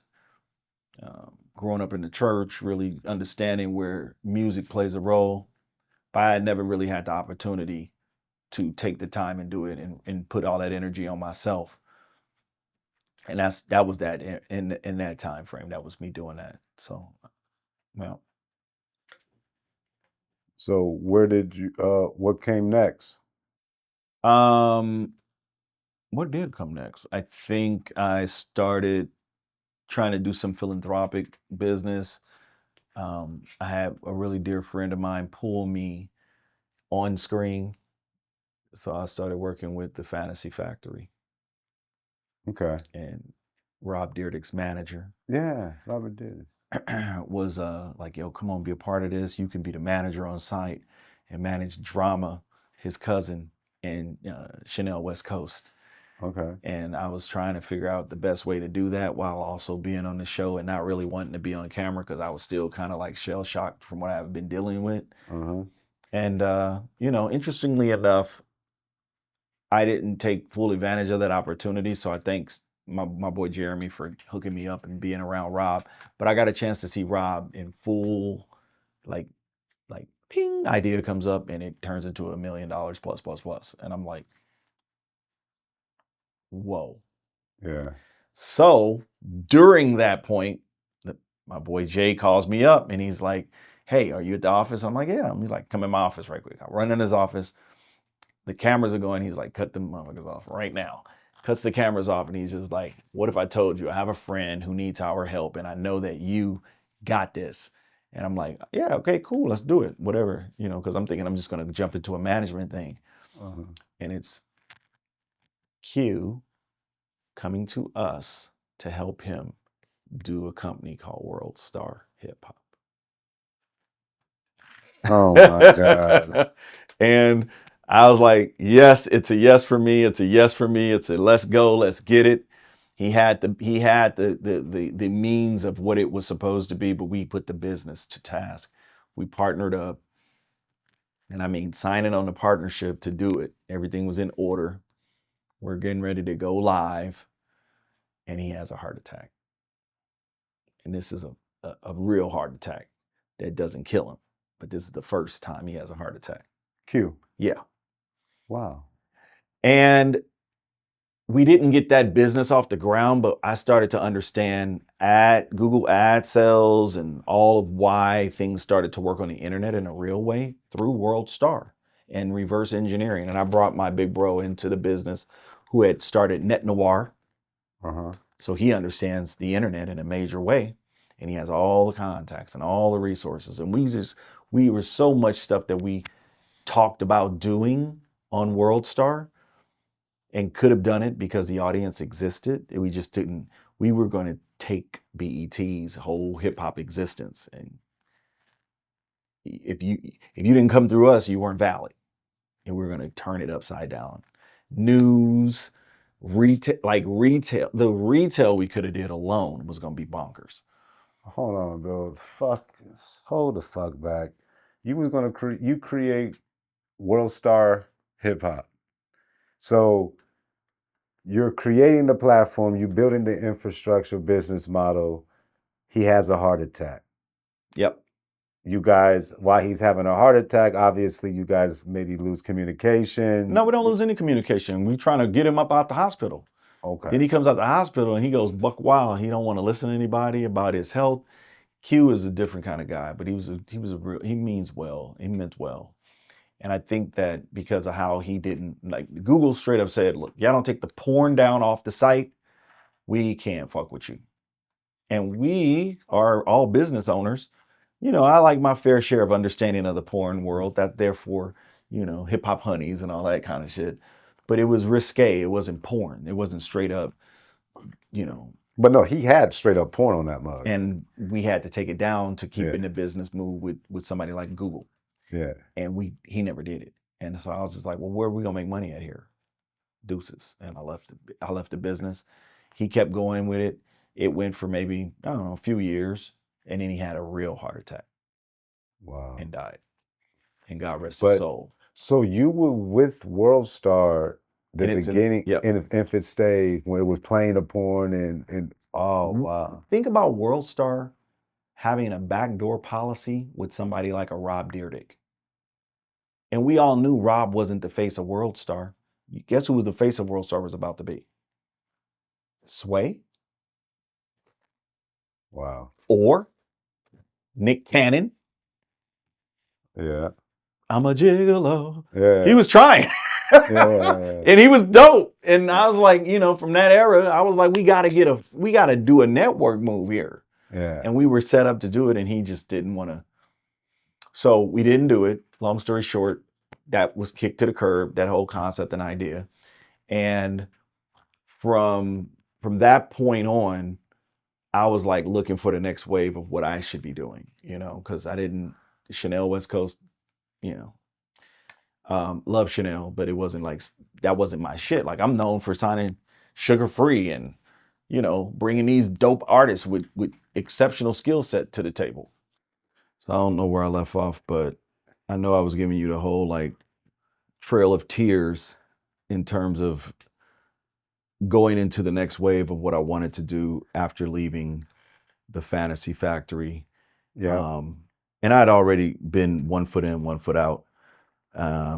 Jeremy and I are always hanging out, and we started this whole travel thing together called the Fried Brothers. I was doing some trips back and forth from here to New York, caught him on a flight on my way back, and I had a whole, you know, plate of oxtails from Queens that I picked up on the way to the airport. Mm-hmm. And I unearthed them joints on the flight, and everybody was mad that I did it because they smelled crazy, except for Jeremy, who came and sat right next to me, and I shared half of that. There was so much food, I shared half of it. So we balled, and he was just like, oh, this is extremely fried. And I was like, that's because we're the Fried Brothers. And it started us, like, he'll call me like, hey, where you want to go? And we would take trips together, whether it was Europe or over here in Asia or whatever. We were going all over the place together. And one day he calls me, he's just like, we're going to take a fry trip. And I was like, oh, it's on. And we went to Haiti. And we get to Haiti. This trip was exactly fried because we get to Haiti and I'm like, okay, we're in Haiti. But, and I mean, like, it wasn't really planned. Yeah. So we had done Colombia. Like, great trips together, spend weeks together, you know, hanging out and doing everything you could think about from top to bottom without a camera. And we're in Haiti, and he brings this friend with him. I'm like, who's the white girl? And he's just like, oh, it's just my friend. I'm just like, and she just won't shut up. But we don't know anybody in Haiti. And the person that was supposed to come and pick us up doesn't show up. It's a gag on him, on Jeremy, that the guy says, I'm not going to pick those guys up. Like, what am I, a chauffeur? And he ain't bothered with picking us up. But another person overheard him say what he wasn't going to do. Uh-huh. And she was just like, you going to have Americans come in here and they don't know anybody and you're not going to pick them up? So this lady comes and picks us up. And she looks like my aunt. You know, she looks like family to me. And I'm saying to her, I immediately see this woman at the airport. And I'm like, oh, that looks like my Aunt Jan. And I walk over to her and I'm like, hey. And she's like, are you from America? And I'm saying, yes. I mean, it's dead giveaway. I'm from America. And she's like, is your friend Jeremy? I was like, yeah. And now I'm like confused because he just told me he didn't have the person picking us up because we have to just take a cab to the airport. Yeah. And I said, yeah. She's like, how are you guys moving around while you're here? I said, look, I don't know. And I will never forget this. She goes, give me a hug. and I gave her a hug. And this becomes my new aunt. Okay. And we're at the airport. In Haiti. I don't know this woman. But she is so beautiful. You know that glow is for real. Yeah. And she knows we're kind of in entertainment, this and that, whatever. But instead of us getting robbed or taken advantage of, she came and showed up to help us maneuver. Yeah. For all intents and purposes, going to be our interpreter. Yeah. So Jeremy is like, yeah, let's just go with her. So she takes us to a very nice hotel where her friend runs the hotel. We get our spot and everything. And she says, look, I'm going to be here at the hotel having lunch. You guys come join me for lunch and we'll talk about what your plans are going to be while you're here. Mm-hmm. Boom. Cool. She's also sidebarring with me because I'm her new nephew. Yeah. That she's got a son that, he's an incredible artist. And I'm like, oh, lady, I didn't come out here for that. I came out to get fried and, I'm down with the community. I want to see where I can be of service. Yeah. I want to go to Cirque du Soleil. I want to see where I can actually be helpful here. But I'm not Adrien, the record company guy here. I wanted to take that off of me for a period. And she said, my daughter is beautiful and this and that. And I'm just like, yeah, I'm sure. We're in Haiti. I had taken a trip to Jamaica, thinking Rachel from the poster, Jamaica, is going to be the first thing I see. I never see Rachel. So I'm knowing that my same deal is going to be in Haiti. Same way. I'm not even tripping off of that no more. I'm here with a different agenda. So I do still smoke marijuana in copious amounts. And I am thinking to myself, I got to get a new fix. We're in Haiti. Yeah. But I'm not tripping. And then her son pops up and he's smiling. And I was just like, that's your child? And then she was just like, yeah. And I was like, oh, okay. And so it's Freedom. His name's Freedom, Christopher LaRoche. And he comes up and first thing he looks at me, he goes, yo, man, you smoke? And I was like, yeah, that's affirmative. And he's like, let's go get some weed. So we get in the car and we get ready to go to the car and everybody's like, hey, where you going? You ain't supposed to leave the hotel. They tell foreigners don't go nowhere. We weren't even supposed to be in Haiti. Yeah. And then they're like, don't go nowhere. And his mom is looking at me like, it's your call, but you can go wherever you want to go, do whatever you want. You grown. And I'm like, I'm grown. I'm going wherever I want to go. Yeah. So I was like, let's go. We get in the car. We get to driving. He puts the radio on. I'm like, shit, this shit is jamming. Let's go. And everywhere we go, from the minute we hit the gate of the hotel out, is people running up to the car, knowing who he is because of his car.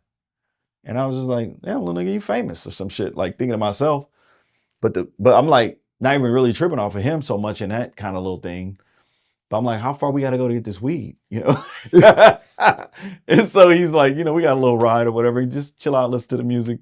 And I'm listening to the radio and I'm like, yo, this shit is dope. Reggae music, pop music. It's like one station playing everything, but it's all good music. And I'm just like, shit, I ain't tripping. And we get I hear a song with Busta and all kinds of cool shit. And I'm just like, oh, okay, cool. we get the herb, finally pick up, boom. You know, I'm moving around with him. I'm seeing how he's treating people. He's breaking people off a bunch of bread as we move around.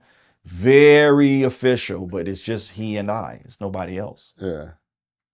So we get right back to the hotel. And I'm getting ready to go up to my room. So I'm like, yo, what radio station was that y'all was listening to? And he pulls out the CD and he hands it to me. I was like, what's this? And he's just like, that was on CD. And I was like, how's this gonna be your CD? And it had all that different kind of music on it. And he was like, I do different kind of music. I was like, shut up. And he was just like, no, man, it's really my stuff. So I was like, all right, thanks. Got the CD, took it back up to the room. Sure enough, same shit. I was like, what in the whole wide world of music is happening in Haiti? Yeah. So I'm locked in. He got the weed, he got dope ass music. We got plenty of drink. This my guy. We're fried. Yeah. That's the story of Adrian and Freedom in Haiti. And Wow. it starts a whole thing. Now, who's Freedom? That's the artist, Okay. Christopher LaRoche. Christopher. It's my brother. Okay. Now. Yeah. Okay. And we create so much content, and we make a record. I start managing him. We work together. We get Snoop on a song, Little Kim on a record, Details doing the album. We don't know he's a nut job, getting ready to go to prison. None of this is what we know. And then Haiti has the big earthquake. And this is, wow. We're like caught in between all of that. And he's a big deal there, on the verge of blowing up. Wow. And whatever the reason, his album is, to this day, I still love that album. It's incredible. It's my brother. That's family. The trip is happening. So many different things in Haiti that went wrong and went right, but it was so incredible to be in the position I was in there with him. We worked because he was technically living in Canada, in Toronto. So I went to Toronto with him and did a whole thing. And then the process of that, I started working with another group in LA. In the group, Toronto and Omari, there was a drummer in the group that had a record with them that I was like, this just sounds like D'Angelo. What is this? They were like, oh, that's a drummer in our group. He's just a drummer though. He ain't really in the group. I was like, y'all need to put him in the group immediately. It was Anderson. And that all starts up. And now, so Anderson was a part of a group you were he was just doing records with friends. He always was his own entity, Breezy Lovejoy. Okay. And you wanted to... I wanted to know about Breezy Lovejoy. Like, I loved the group that I was managing. They were dope, but they were like a Tribe Called Quest, and he was like a D'Angelo. There's a song that they have together called E&J. Incredible. Sounds like D'Angelo meets Tribe Called Quest, but it's just them. And I'm like, this is what's up. And we wound up not working together as a management client related type of thing, but I really love those boys too. Getting into the business with Anderson, now Breezy Lovejoy became a whole thing, and I'm still 1 foot in, 1 foot out. I'm doing, I'm redecorating my home. I'm fixing up properties all over LA, doing studios for different friends, different studio projects and stuff. I'm working on a studio project with F. Gary Gray. I got a studio project with Sam Jackson. I'm building studios for friends. Yeah. I'm kind of 1 foot in, 1 foot out on the music thing, still being a manager. But, the thing with Anderson came out of nowhere, and I put a lot of energy. Breezy Lovejoy. That was his name? Yeah. And was that a rap name or? That was his name. That was his name, Breezy Lovejoy. He was rap singing. Now, who was, now is Anderson Paak his government name? Yeah. It's Anderson Brandon Paak. So it's Brandon Paak Anderson. So Breezy is Brandon is Breezy. Yeah. So Breezy Lovejoy. Now, did you guys say we can't use this? Like, how did that? I ain't never been a person to tell you overweight, or to tell you that your hair look crazy, or to tell you that I don't like your name. I ain't never been a person to change people. I want you to come as you are, and you'll see where you need to improve yourself when I put you in front of the right type of situations. And he came to me, he was just like, I don't want to meet Dr. Dre or Timbaland, or go up to Snoop and be like, yo, hey, my name is Breezy Lovejoy. He's like, I'll be clowning myself. You know, what do you think of this name? And I was like, yeah. And he was like, in the dot. And I'm like, what's the dot for? And he's just like, make sure they're paying attention to detail. I was like, all right, cool. Anderson Paak. Now, I remember you called me. You was like, Kent, I want you to come and film this new artist I got. I didn't think nothing of it. I came and I filmed this drummer, and I'll never forget it. And I remember calling you the next day, like, yo, this dude is dope. He did the Yeah, Yeah, Yeahs song, and he remade it. He made it Anderson Paak. Yeah. And he was playing the drums doing it. And I remember filming it, and I just remember calling you the next day. And we like, put that out. yeah. And I just remember calling you the next day, like, dude, that I got goosebumps thinking about it. Just I remember because I like that song, but after Anderson did it, like for some reason, I really liked that song. Like I really saw how good of a song that song was. He 100% is a different kind of vessel when it comes to his musicianship, his awareness of how to take a song from start to finish and really make you feel good about being a part of it. Yeah, he's got a lot of levels and layers to what he's all about. Now, what made you take him to Dr. Dre, or how did going to Dr. Dre? How did that work? It was never about going to anybody. It was always about we can do it. Like I was set up in a way professionally where I could put music out myself. I knew how to do it. Yeah. Like, and I had done it.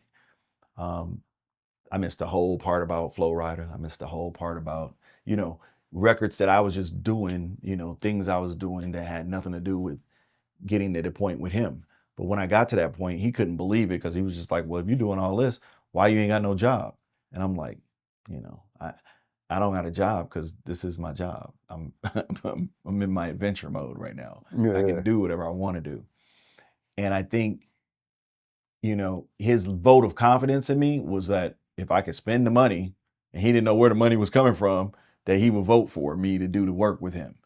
But I also had a bunch of resources and contacts like you, like Dominic Trenier. Like I was always bringing someone to the table. Yeah. And I just asked him straight up because I got sick of the back and forth of, well, if you know somebody, why don't you just cut to the chase and get us a deal? And he was not ready for that at that point. We all have to graduate to the point. But if we had done a deal too soon, we would have been taken advantage of in a way where it wouldn't have made the same kind of impact that he has now.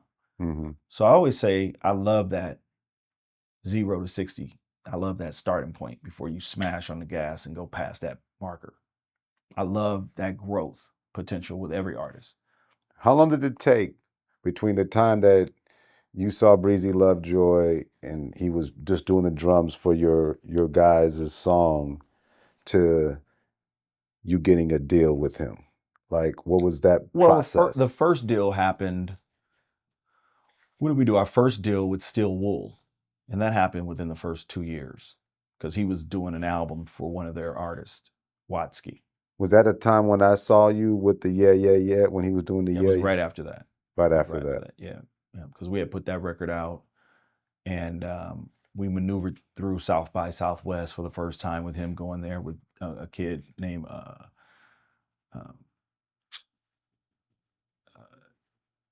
No Can Do. Yeah. Jimmy. He goes by Jimmy now, but no Can Do. And it was like their whole crew, I was noticing that I was the elder statesman with a bunch of the young, you know, a bunch of little YNs. Yeah. And them thinking I was too old to know what was popping was ridiculous to me when all my friends ran all the hot activities. All my friends was doing all the Tiny Desk and, you know, Boiler Room. All my friends was doing all the shit. So it's like, you know, and Century Club is over. He never been to Century Club. So I don't know nothing about that shit. And I'm just like, my roommate did Century Club. And so you sound like an old nigga. You know? So you're like old head trying to show the young guys what's up. And I think, you know, fundamentally with he and I had a vision as much as he had a vision. but he had a lot of intentional vision of what he saw himself in. And I ain't gonna get too deep into it about him because that's a whole nother thing I'm doing. But I will just say that, that's my brother. Everybody in family don't get along. I never had any ill intention when I'm here trying to really help your career. I didn't make him sign something that wasn't beneficial to us both. So it was really about, let's make sure that we do deals that are as smart as the ones we're in business together with. Yeah. And everybody you dealt with before me will be treated with the same respect that I want to be treated with, in case, in the event of we never work again together. We'll always be, And so I don't harbor anything one way or the other. To this day, I still maneuver around that brand that we created. Yes, sir. And everybody involved in the experience, that from the Free Nationals, Kelsey, Jose, Matt, T Nava, to the ancillary helpers and people who helped grow the business, Kevin, Taz, my partners on the management side. Anderson always had a way like, oh, you can't get it done, let's bring somebody else on. And it was like, I can get it done, but it's like me going to you telling you, Anderson, where's a song that you said you was gonna have tomorrow? Yeah. And he'll disappear for 2 hours and you'll have that song. And you'll have to shut up talking about that song then. At that point, you had to then put it out. But I was like, we were very competitive in that. Like, I would reach to graduate the business even times. And so he was like, I think he felt like the relationships he had, I didn't have those relationships for him. But in truth, to this day, he still talks to people and they're always talking to him about me and vice versa. And I'm just like, look, man, I am never going to find another Anderson. And I'm not looking for one. I wasn't looking for him. Exactly. It happened. It definitely, like, people say, oh, you discovered Anderson. No. He discovered me. Wow. Yeah. That's super ironic. So now you did talk about Flow Rider, and I know there's Flow Rider, Maria, Gangster's Paradise. Coolio. Were you a part of the Gangster Paradise record? Coolio walked right up to me and said, I need a record deal. Here's my demo. Get it done. And I said, I don't know that I can get you a record deal, Coolio. He's like, I said, get it done. I was like, I'm being honest. I don't know if I can get you no record deal. He's like, you getting me a record deal and you doing it right now. We were on Melrose arguing. This is the real argument? Yeah. And I was just like, dude, come on. You got to come talk to Paul. And I took it to Paul and took 2 steps back. And the next thing I know, Paul is managing him. I'm not a co-manager. I'm not nothing to the relationship, but I put them together. And Coolio from day one started his whole run. He got signed on Tommy Boy. We had a great relationship with Tommy Boy, thanks to Paul working the records. Well, we were working the records. And that was a great, like, boop, boop. That was the fastest I've seen somebody get a deal. From Melrose to 2 weeks later, signing a fucking contract damn near. Now, how did the Melrose pull up? Like, did he just walk up on you? Or like, I was in the scene. I knew everybody in LA. Okay. Like, was he buzzing like in the streets as far as musically? He was. We knew one another from being around each other, and Coolio was always on that shit. Like, he could rap, but he was also like out of his mind, like old dirty bastard out of your mind type of shit. Okay. So he was a robber. Heard he was a robber. You get robbed too. Him and Dub C, they take you to task. They were in a group together. And so my God. Dub C and Coolio were in a group? Yeah. What was it called? Mad Circle. It was called the Mad Circle. So Dub C and Aladdin were in a group together called, the song was Pay Dues, but they were low profile. Keep a low profile. Yeah. And then Mad Circle was their whole unit with, the whole crew. Yeah. So I knew them from the hood, like, type of time. But you also saw everybody on regular scheduled programs at the parties, at the right parties and shit. And Coolio, he wasn't no rapper like a Def Jeff or some shit like that. He wasn't no like, you know, rapper for the community or nothing like that. He was on some like, I'm gonna make these kind of records. And low key, they were kind of like MC Hammerish records. With him and Wino made the beats, and he made these songs that were just so commercial that they were either gonna blow completely up or they were not gonna do nothing. And he caught it at a time where they blew completely up. He said MC Hammerish Records. Coolio. Cool. I mean, you heard Coolio was not, he was pop. Yeah, he was pop. So that's who else I say he's like. Who? Yeah. I can't say he was like Yeah. De La Soul. Yeah, well, he was a hustler. He was definitely. I mean, you know, and he was like, Coolio was the most nondescript ass motherfucker ever. Yeah. Like, knowing him was the funniest shit in the world, because what I did get out of it, like my best friend, and I'm his son's godfather to this day, John Speaks was directing videos, and Speaks got all those videos from Coolio. Oh, wow. Because I said so. Coolio was like, yo, I need somebody to shoot my video. And what's up? I was like, let Speaks do it. And he was just like, who is Speaks? I was like, here he is. Put them together, and that was all she wrote. He did all their videos. Oh, wow. Gangsta's Paradise, like everything. He did everything. Now, how did that record? That was a very big record, Gangsta's Paradise. Were you a part of that marketing for that song? Nah, I wasn't. The funny thing was LV, who sang the hook. Yeah. That was my nigga. And I was just like, yo, he was in another group that Paul was managing. Or I think it was signed through Paul. Mm-hmm. But anyway, LV was on the song. That was Coolio's man. They was all, you know, it was, you know, in the whole clique together at that point. And Coolio had already kind of blown up with his whole shit. So it was LV's like chance. And he looked like somebody's old ass fat uncle. Like there was nothing sexy about this nigga. But I was so on fire with my East Coast compadres. They were always like, yo, how you be finding these goofy ass artists that just blow up? And I'm like, the artists aren't goofy. They're eccentric. They're different. They're not the same old same. And that's what's dope about them. I said, but what do y'all get a load of LV? And they were like, who is LV? And I told them, and they were like, oh, he is never going to see the light of day. He's never going to blow up. And Gangsta's Paradise blows up. And they have the #1 song featuring LV. And I must have called Darian Dash, and you know I did, nigga. And I was on some like, yo, we did it again. Click. Oh, man. Now, because that was the #1 album, #1 song on planet Earth, everywhere at one time. It was a #1 song, Gangsta's Paradise. Yeah, I remember. It was huge record. Yeah. Huge. Yeah, it wasn't no getting bigger than that. I don't know anybody who ever had a #1 song all on planet Earth. Nah. Not one person. Cool. Now, I'm about to ask the next person. He got big records too. Your boy Flow Rider. Yeah, but he never had a #1 song on Earth. Nah. I don't know and I remember when he wasn't a freestyler. He's still not a freestyler, but he turned down a deal because they wanted him to freestyle, and he walked away. I was like, where are you going? Coolio or Flow Rider? Flow. Oh. He walked away. We were in the middle of trying to do a freestyle for somebody. I think it was it Track? I don't forget who it was.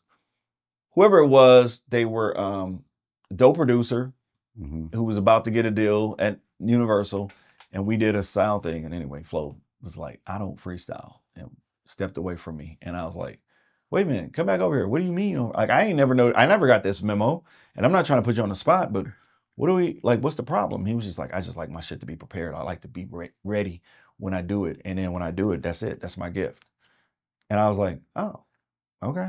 Well, let me at least say that to them. I don't want them to just think that we fronted on them. And so I did. And, you know, in that moment, I realized I wasn't the person to get Flow Rider a deal. But yeah, he was definitely my young guy. And when he finally connected the dots and everything came full circle, I was, you need to go back to Florida. This ain't gonna work out here. And he went back to Florida. And I mean, he was in Florida for 3 months and got us. Wow. Low. And did you help with any of that? But I have a whole album on him that I did help with. Oh, wow. Before it. And Before it? The other side of it, everybody I mentioned, I got albums on. Wow. Whether they see the light of day ever again, who knows? But you could put together a compilation if you want. Oh, easy. Uh-oh. The back channels of Adrian Miller. Yeah, man, this is great. I ain't never ran my mouth this much. I love it, man. Maybe this will never come out. Maybe it'll come out tomorrow. Who knows? Oh no, it's definitely coming out. You know what I'm saying? So you now, how did it feel to be amongst your peers and being nominated for a Grammy with the Malibu album with Anderson? It was a blur because in that moment, the sensation of all the success was for me on a personal tip, probably not. It was a bit lackluster because, it wasn't the same kind of camaraderie that we once had and shared. So to be honest, I didn't have a big high about it. I was just like, it's all in a day's work. Like it was to be expected. Okay. We knew the album was incredible. We put the kind of incredible energy and time that it takes to make that type of record happen. Yeah. So after that, I was just like, we'll see what happens after this. Now, have you had any nominations or Grammy wins since? Yeah, different projects. Okay. Yeah. Can you name some? Or name one? He said, name some, name one. But about ping. Mariba? Mariba didn't get a Grammy. Nope. And wasn't even nominated for it. So I managed the producer of Doja Cat, Okay. Tiz, who works with Yeti Beats. So London, he got nominated, didn't he? he did get nominated. Gang of nominations from Keon Harold, October London, Yeah. Tiz himself. List goes on and on. Malik Youssef. Who am I missing? The color purple, actually. Yeah, that got nominated. A few other things like that I can't put my finger on at this very minute because it's just been like working with producers or writers, et cetera, so on and so forth, through projects that have gone on to do really well. And that's more about what it is I do. I create opportunities and catalysts for people through IP. Okay. And it's really the business. Now, how do you feel social media and TikTok and this stuff is playing on the industry? And do you feel artists have more opportunity, less opportunity, different opportunities compared to before? I think the opportunities are different for sure. I wouldn't say more or less. It just depends on who the artist is. The bottom line is we're all fighting for success of having a best song, a favorite song. Getting that song getting the favoritism around that song through popular demand keeps it growing into a realm of, endless possibilities or becoming a pop song. I think that the shortcut has become the long haul. So people who feel like, oh, I can just throw it out there. You don't just throw a baby out there. Yeah. You got to have a campaign. You got to have a campaign. You got to have a setup. You have to give a whole labor of love with your music. And the more you get detached from that, and people are like, oh, first AI. I put out the first AI artist, period, to do 1 million streams and to be nominated potentially for a Grammy. We'll see. What and you did the first NFT soundtrack. I sure did. Yeah, I love technology. I put myself in the backdrop of everything to see it go forward. And that's the way I've been with the culture. And, this is always for the sake of the culture being able to move, I move out the way. Yeah, but we'll see. All right, from WorldstarHipHop to NFTs to oh my God, you blew my mind with the WorldstarHipHop. AI. I'm that type of guy. So what we got now, and what's in the mix for the future? Well, I have grown in my skill set, and I've partnered with Max Goose. We've created this new business. He's Max, I'm A. It's XA. So XA is proprietors of doing what we do best. And Max is a mogul in his own right. He's a music guy to the end. Legendary status from somebody all the way over from Beyonce to doing what I worked through with Anderson on the independent side. He did with Sweetie. So us together, we pretty much can do anything with our hands tied behind our backs, in which that's what it is usually. But we want to help other managers and executives see their vision and grow their businesses collectively through IP. And we're doing a raise right now so I can take that business XA and grow it to be a business that really reaches out and does a lot of servicing and things like that. And one of our groups right now, like I said, we put out the first AI artist, King Wallonius. Wow. Secondly, we did the artist development and signed on City Limits. We partnered with Vidya right now to do this deal through Gamma to push all our records out. You know, V Bozeman is coming soon. Cassowary is coming soon. We got them. We got them, and we bringing them. So I'm not. When you say AI artists, is AI. everything AI? Is No, just the very first AI artist ever released is on us, not Timbaland. And when you say AI, it's the whole thing is AI. But the music is AI. written AI too? Everything is done in AI, and then everything is done traditionally at sound recorded, from the artist performing the songs to the music produced. You have to do both. If you don't, you playing yourself. Okay. So, in as much as people do AI and they swear that they're prompting, we still make records. That's we're in the record business. So you guys make records for the AI artists to perform? Sometimes? I know it sounds confusing. I don't want to confuse you or anybody else for that matter. Just know that we're great at AI and we do it first. There it is. All right, I'm done. That was it. There it is. Appreciate you. Appreciate you. Moguls, baby. Thank you. And give it up because I get it down. You dig?